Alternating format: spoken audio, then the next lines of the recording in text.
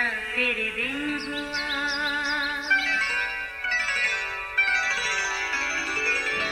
नया फिर दिन हुआ, पुरानी रात का करे सो शुक्र हम खुदा की जात का, खुदा की जात का नया फिर दिन हुआ।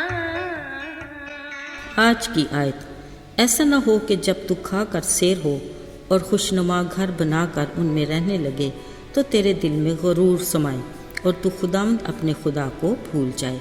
इस्तिस्ना 8 पाक 12 और 14वीं आयत। अजीज़ों, हमारी एक अजीज़ा अक्सर हमें विज़िट करने आया करती थी। वो जब भी आती अक्सर अपने कॉलेज के हॉस्टल की मज़े मज़े की बातें बताती। सच में हम बड़ा ही इंजॉय करते।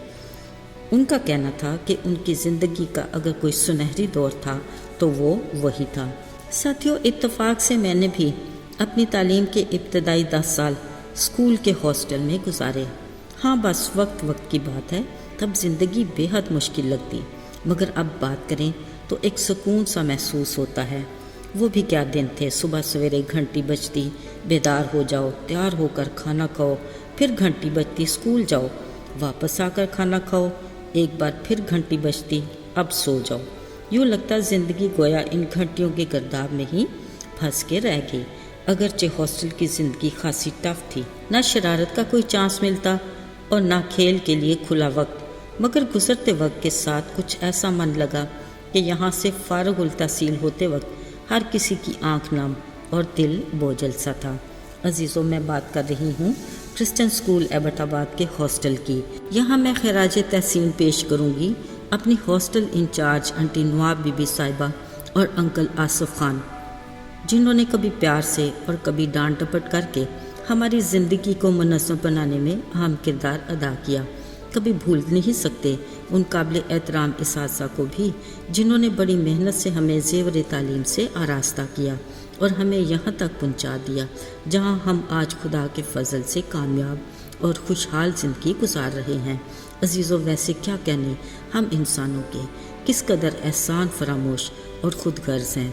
हम वो वालिदैन जिन्होंने हमें कदम ब कदम चलना सिखाया, वो जिन्होंने हमें मुनज़्ज़म ज़िंदगी की डगर पर डाला, वो उस्ताद जो खुद तो उसी जगह खड़े रहे मगर हमें कामयाबी की मंजिल तक पहुंचने की सड़क पर डाल दिया। अजीज़ों, हम कभी भी उनके लिए खुदा के शुक्रगुजार नहीं होते जिसने हमें ऐसे मौसम अता किए, और ना ही हम खुद अपनी ज़िंदगी के सुनहरे दौर के उन खूबसूरत दिनों को शुक्रगुजारी के साथ याद करते हैं। बस साल के एक दिन में पेरेंट्स डे या टीचर्स डे मना कर सोचते हैं हमने अपना हक अदा कर दिया। अजीज़ों, सिर्फ यही नहीं, कामयाबी की सीढ़ी के आखिरी सिरे तक खड़े हम फातिहाना अंदाज में अपने आसपास इस उम्मीद से देखते हैं कि हर कोई बस हमारी ही तारीफ़ करे, हमें इज़्ज़त दे। यूँ हम अपनी कामयाबी का सिरा अपने ही सर लेते हैं। याद रहे, हमारी कामयाबी की सीढ़ी जितनी ऊंची होगी उसके हर स्टेप पर हमारा कोई ऐसा मेहरबान मददगार दुआगो ज़रूर होगा जिसकी बदौलत हम इस सीढ़ी के आखिरी सिरे तक पहुंच सकें। पर अफसोस, हमारे पास किसी को शुक्रिया अदा करने के लिए अल्फाज नहीं होते। अपनी कामयाबी में किसी दूसरे को शामिल करने का हौसला नहीं होता। ये हमारा गुरूर और तकब्बर नहीं तो क्या है, जबकि हमारा ऐसा रवैया और सलूक खुदा बाप की नज़र में नाकाबिले कबूल है। वो शुक्रगुजार दिल को पसंद करता है। अजीज़ों, यकीनन याद होगा यसु मसीह की ज़मीनी ज़िंदगी में उनके तमाम शागिर्द मुख्तलिफ माहौल, मिजाज, किरदार और मुख्तलिफ शख्सियतों के मालिक थे।